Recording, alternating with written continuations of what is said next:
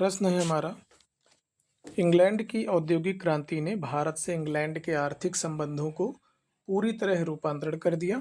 भारत में ब्रिटिश लोगों ने जो आर्थिक नीति अपनाई उसके संदर्भ में उपयुक्त कथन की व्याख्या कीजिए 250 शब्दों में।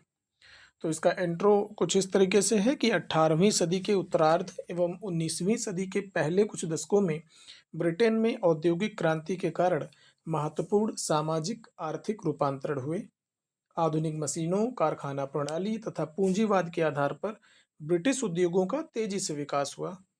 इंग्लैंड के औद्योगिक विकास के कारण ब्रिटिश द्वारा अपनाई गई रणनीति एवं भारत इंग्लैंड के आर्थिक संबंधों में बदलाव।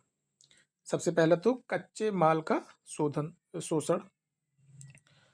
औद्योगिक क्रांति के बाद इंग्लैंड को अपने फैक्ट्रियों के लिए कच्चे माल जैसे कपास, जूट, रेशम आदि की भारी आवश्यकता थी।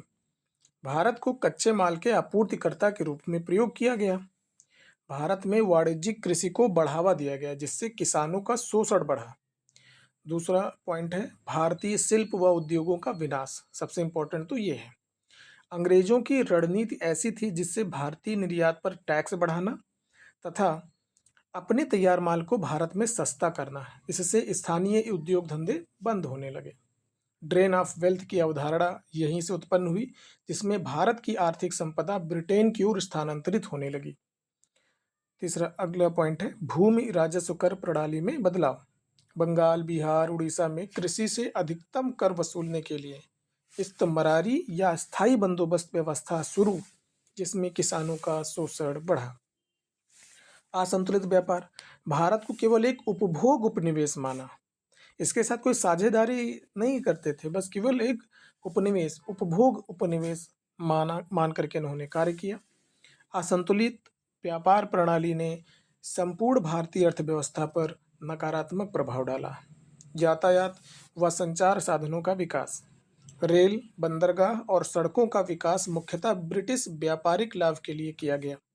आधारभूत ढांचे का मुख्य उद्देश्य आर्थिक व सामरिक दृष्टि से भारत में अंग्रेजों की पैठ को मजबूत करना था।